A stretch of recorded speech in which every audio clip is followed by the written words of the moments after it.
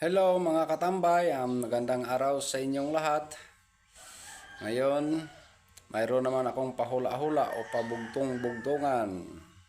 Ito ay tungkol sa anghel ng Diyos para sa pagsamba.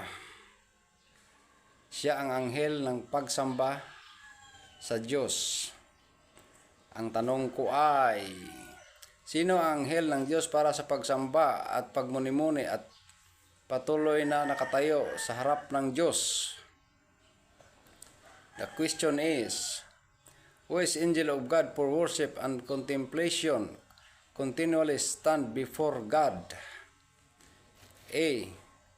Angel Gabriel. B. Angel Uriel. C. Angel Shealtiel. D. Angel Michael.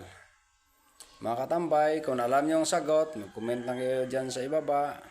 If you know the answer, just comment below the comment section.